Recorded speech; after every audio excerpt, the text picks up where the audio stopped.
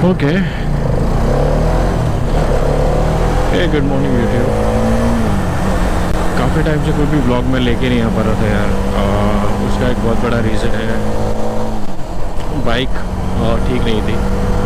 तो ये वाला ब्लॉग जो है बहुत इम्पोर्टेंट है उन लोगों के लिए जो भी करिश्मा XMR को लेना चाह रहे हैं, या जो इवन करंट ओनर्स भी हैं, उन लोगों के लिए ये ब्लॉग बहुत ही इम्पोर्टेंट होने वाला है।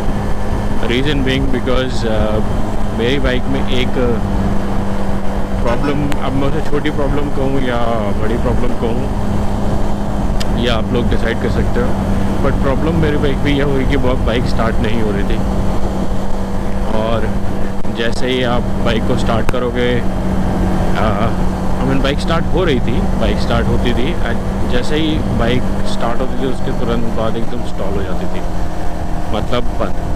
आप स्टार्ट कर रहे हो और एकदम झटके से बंद हो रही है। तो ये बहुत ही अजीब प्रॉब्लम थी। और अभी बाइक को ज़्यादा चली भी नहीं है, ऑलमोस्ट 2100-2200 किलोमीटर ही चली है बाइक टोटल। तो यार हो क्या रहा था, जैसे मैं बाइक स्टार्ट कर रहा हूँ तो बाइक स्टॉप हो जा रही है। अब मेरे को समझ नहीं आ रहा है ये क्या हुआ है।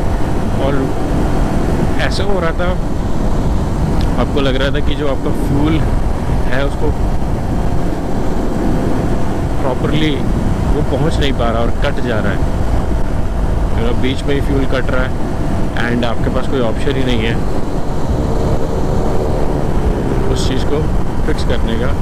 तो मैंने बाइक 22 अप्रैल को मैं गया सर्विस सेंटर पे मैंने बाइक दी। बाइक में अब यहाँ से एक्चुअली असली कहानी स्टार्ट होती है। यहाँ पे आप देखना कि किस तरीके से चीज़ें हुई एंड इसमें क्या बेटर हो सकता था। बहुत सारी चीज़ें जो अच्छी थी, बहुत सारी चीज़ें हैं जो थोड़ी अजीब लगी मेरे को। तो ऑल इन ऑल, ओहो आज तो भाई कुछ ज़्यादा ही है। तो मतलब ऑल इन ऑल कहने का मतलब यही है यार कि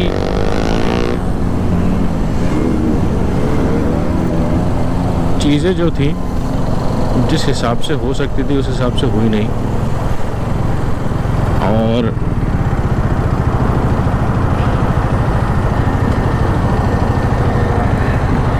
मेजरली मेरे को प्रॉब्लम आ ही रही थी बाइक में, स्टार्ट नहीं हो रही थी।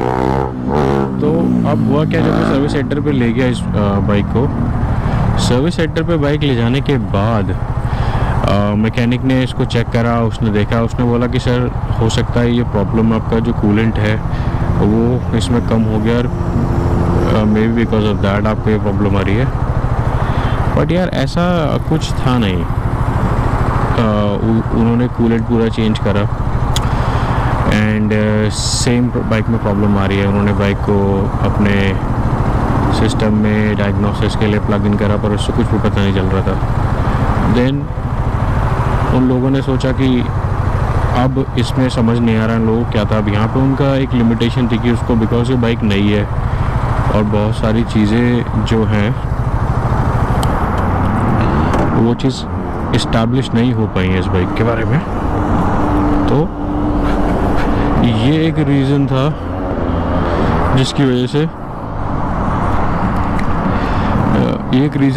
वजह से वो लोग डायग्नोस भी नहीं कर पा रहे थे कि इसमें एक्चुअली प्रॉब्लम क्या है। तो उन्होंने बोला कि सर अब तो ये बाइक को हमें हीरो सर्विस सेंटर पे ही दिखाना पड़ेगा। अब हीरो सर्विस सेंटर पे कह रहा, हीरो मोटोकॉप, वहाँ से कोई इंजीनियर आएगा। तो ये थी 22 तारीख की मैं बाइक छोड़ के वापस आ गया। देन अच्छी बात ये थी कि उन लोगों ने मेरे को अपडेट करते रहे। वो ऐसा नहीं कि उन्होंने मेरे को छोड़ दिया, मैंने बाइक दी उसके बाद छोड़ दिया, पर वो रेगुलरली मेरे को अपडेट करते रहे। अब इसमें क्या हुआ, हीरो का इंजीनियर फैक्ट्री से आया, इसमें इन्होंने डायग्नोसिस करा, विज़िट करा एंड देन उसके बाद पता लगा कि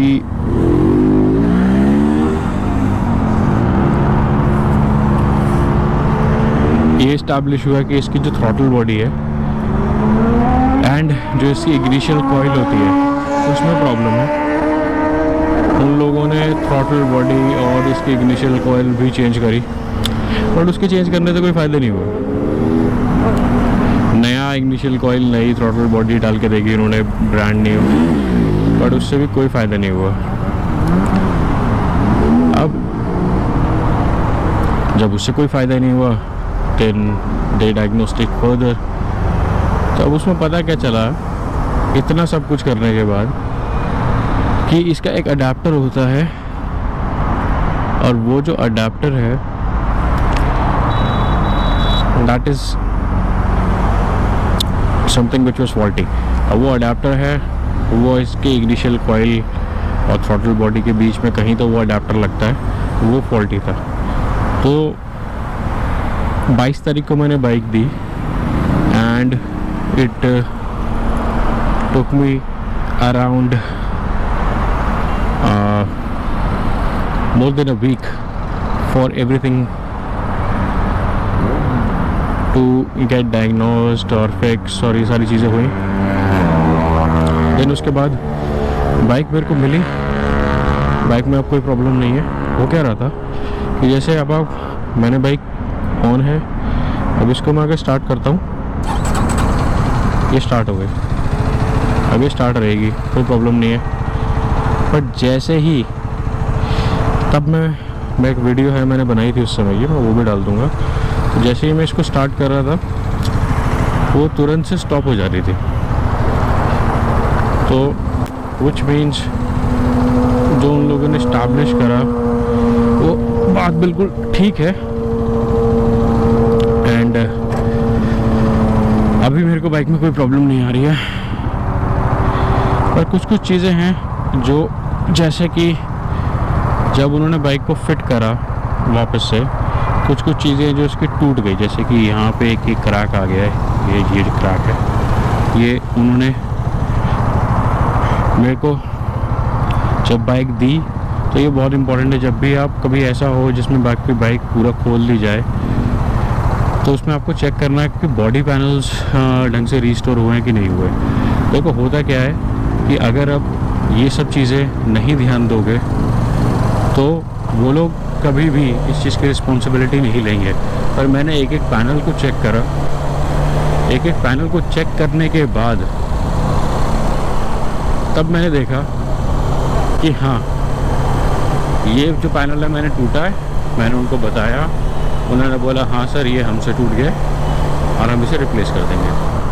तो अब ये जो पैनल है मेरा नेक्स्ट सर्विस में 100% रिप्लेस हो जाएगा, बिकॉज उन्होंने ये मेरे सामने ही इसको ऑर्डर करा है पार्ट को।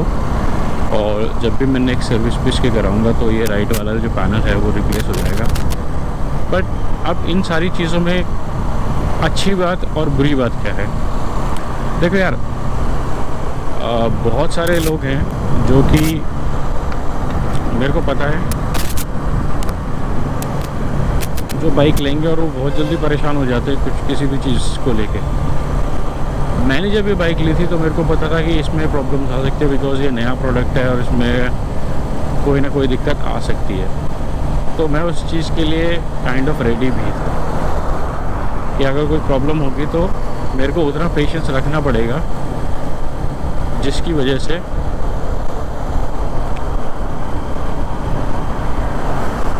मेरे को ज़्यादा कोई प्रॉब्लम ना हो। और अगर कोई इसमें प्रॉब्लम्स आती भी है तो 5 साल की वारंटी है। तो लेट्स सी कि हीरो का सपोर्ट कैसा होता है। अब इसमें जो अच्छी बात थी वो थी हीरो का सपोर्ट। अब जो भी इन लोगों ने मेरे को सपोर्ट दिया वाइल ऑल दिस टाइम, इन लोगों ने मेरे को रेगुलरली अपडेट करा। उनकी जो सर्विस थी ना, मैं सरप्राइज़ हो गया था। हीरो इतनी अच्छी सर्विस, मतलब जो वर्कशॉप का जो मैनेजर था उसने मेरे को अपना पर्सनल नंबर दिया and he kept on updating me on through WhatsApp कि सर अभी आपके बाइक में ये प्रॉब्लम है, अभी हमारा इंजीनियर आया है, हमने ये चीज़ इस्टेब्लिश करी है, हमने ये चीज़ डायग्नोस करी है। तो यार देखो, ये सारी चीज़ें ना मेरे लिए तो बहुत सरप्राइजिंग थी, क्योंकि मेरे पास तो हीरो का प्रोडक्ट मतलब ऑलमोस्ट 15 साल से मैं करिश्मा ही चला रहा हूँ, करिश्मा आर, फिर ZM-R। बट ये जो चीज़ है, मैंने जो शिफ्ट देखा है, ये मेरे लिए भी बहुत सरप्राइजिंग था, बिकॉज मैंने भी एक्सपेक्ट नहीं करा था कि यार ये लोग इतना ज़्यादा मतलब तवज्जो देंगे अपने प्रोडक्ट पे, जो कि मुझे देख के बहुत अच्छा लगा कि at least they paid attention to somebody's concern. And ऐसा नहीं कि वो सिंपली बस उसको सुना और सुन के छोड़ दिया या इग्नोर मार दिया या वटेवर, तो ऐसा कुछ भी नहीं। उन्होंने मेरी पूरी बात सुनी प्रॉपरली, सारी चीज़ें फिक्स करके बाइक दी, और फ़िलहाल अभी तो ये बिल्कुल सही चल रही है और मेरे को कोई इश्यूज़ नहीं है इसमें।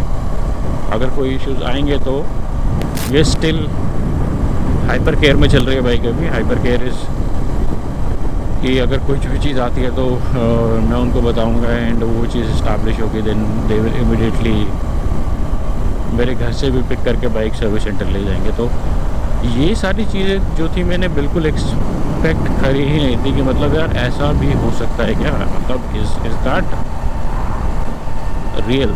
मुझे लगा था मेरे को बहुत स्ट्रगल करना पड़ेगा, खूब चिल्लम चिल्ली होगी, लड़ाई होगी और ये सब चीज़ें होंगी, बट ऐसा कुछ हुआ ही नहीं। तो मैं आई वॉज प्लेजेंटली सरप्राइज्ड यार कि अच्छा भाई ऐसा भी है, तो फिर तो यार मतलब मानना पड़ेगा, फिर तो अच्छी बात है। इज दे हैव इम्प्रूव्ड और वॉट एवर, और ये दिखाता है कि वो लोग सीरियस है अपने प्रोडक्ट के मामले में। आफ्टर तो ये प्रॉब्लम आ रही है करिश्मा में, स्टार्ट करोगे ये देखो बंद हो गया, स्टार्ट करोगे बंद हो जाएगी, स्टार्ट करोगे बंद हो जाएगी। बंद होने के बाद ऑयल फिल्टर की वार्निंग आती है इसमें। अब देखते हैं, हीरो के सर्विस सेंटर को लाया हूँ मैं, क्या सोल्यूशन निकलता है।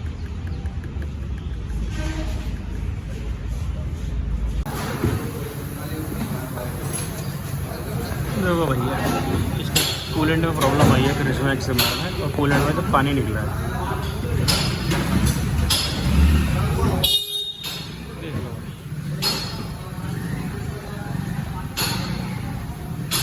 दिस इज व्हाट हीरो की असलियत है।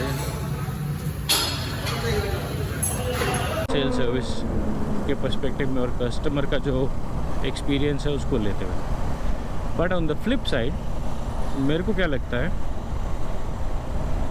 कि इतना ही जो उन्होंने अभी सब कुछ दिखाया है अपना customer service experience and everything, यही चीज़ मेरे को लगता है कि उनको करनी चाहिए थी while they were making the product. अब इसमें क्या है ना, बाइक बहुत अच्छी है, बाइक का इंजन बहुत अच्छा है, बहुत स्मूथ है, वाइब्रेशंस नहीं है इंजन में, आप 120 क्रूज़ कर सकते हो बाइक पे आराम से। There are very minimal buzz और वाइब्रेशंस, और आप मतलब कह सकते हो there is nothing. But now अब होता क्या है,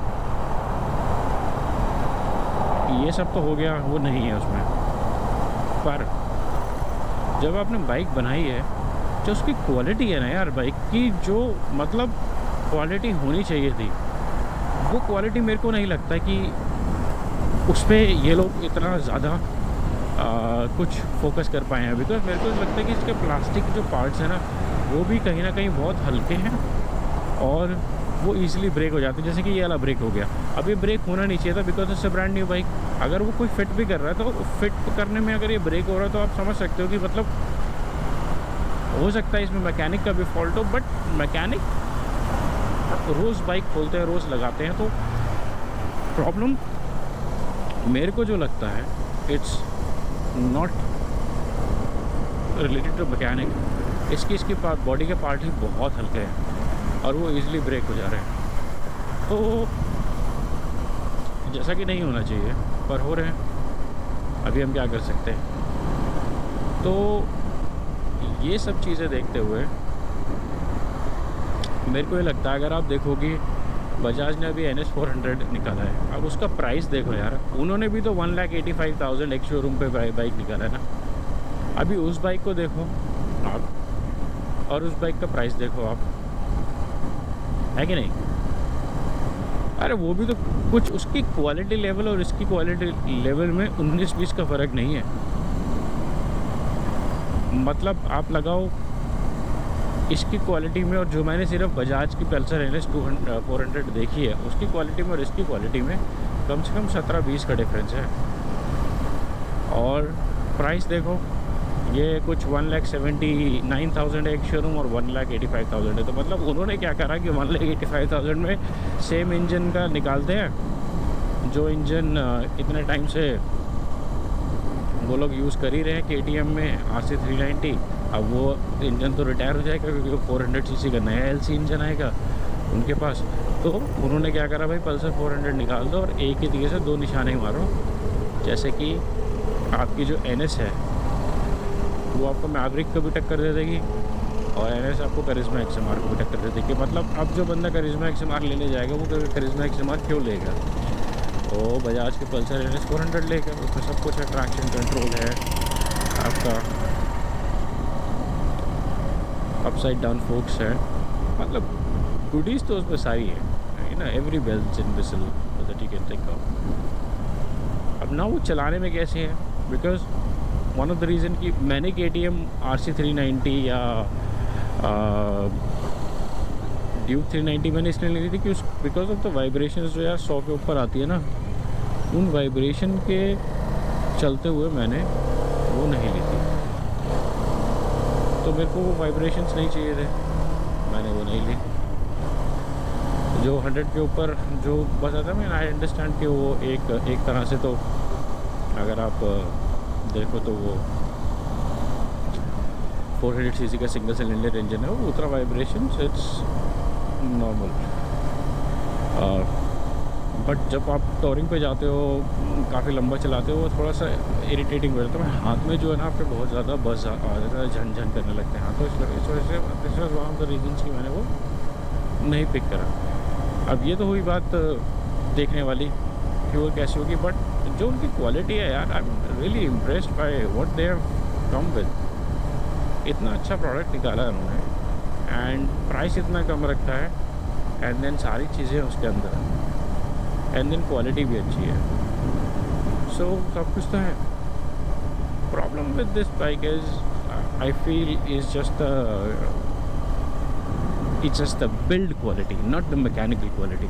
अब जो मैकेनिकल क्वालिटी है वो मैं ये मानता हूँ कि हो सकता है जो मैकेनिकल क्वालिटी है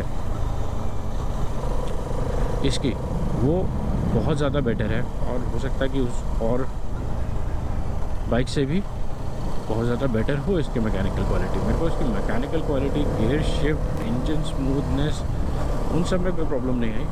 प्रॉब्लम आई है इसकी बिल्ड क्वालिटी में। इसकी जो बिल्ड क्वालिटी है ना यार, वो मेरे को उतना इम्प्रेसिव नहीं लगी। मैंने देखा था, अब जैसे आप बिल्ड क्वालिटी देखनी है, अब यामाहा R15M के देखो क्या बिल्ड है यार उसको बाइक का। तो ऐਵੇਂ ही थोड़े ना लोग उसे इतना ले रहे हैं and people are buying it till date. So ये सब रीजंस हैं बिकॉज ऑफ विच वो चीज़ चल रही है। एंड देन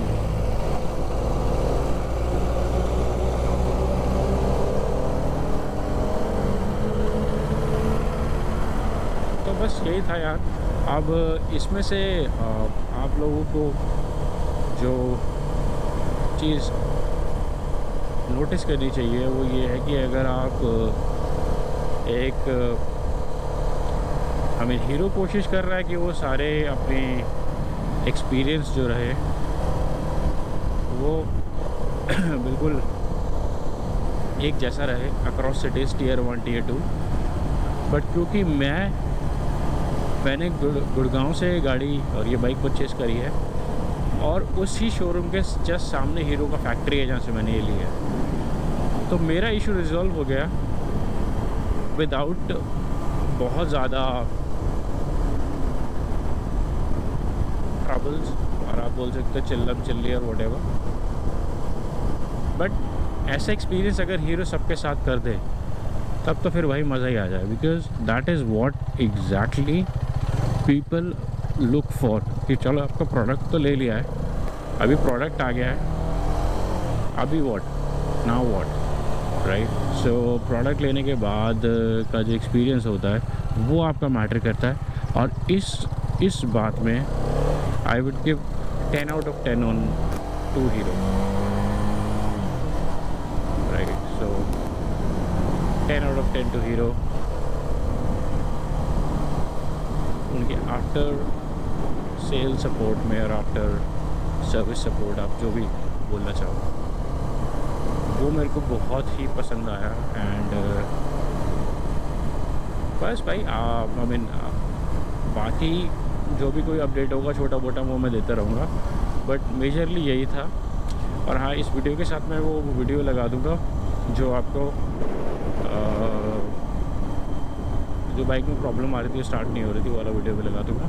एक और जो स्ट्रेंज बात थी इसमें, जब मैं भूल गया बताना, जब इन्होंने उसका इंजन खोला था, मतलब इंजन नहीं खोला, जब इसका कूलेंट का रिजर्वायर वगैरह वाला खोला है इन्होंने to drain the coolant out, तो इतनी स्ट्रेंज बात हुई कि इसके जो कूलेंट है, मैं वो वाली वीडियो भी टैग करूँगा, वो भी लगाऊँगा, इसमें कूलेंट था ही नहीं, इसके अंदर पानी था।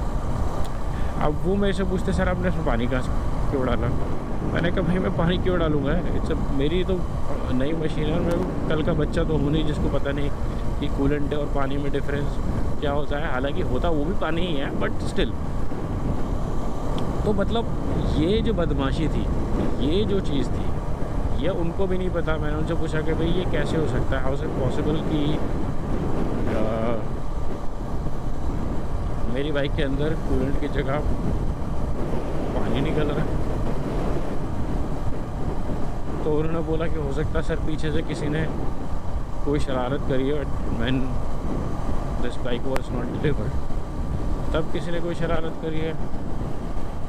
अगर तब कोई शरारत नहीं करी किसी ने, तो या फिर जो प्रोसेस है ट्रांजिट का उसमें किसी ने कोई शरारत करी है।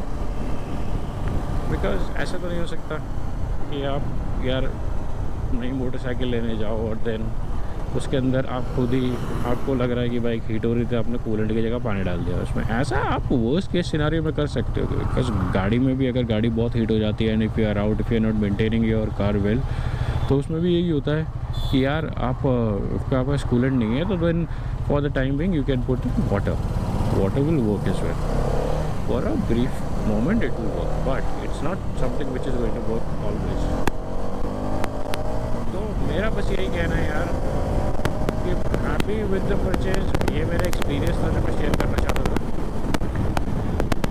अब आगे देखते हैं, कोई भी चीज़ हुई तो मैं आपको अपडेट करता रहूँगा। अगर आपको ये वीडियो अच्छा लगा तो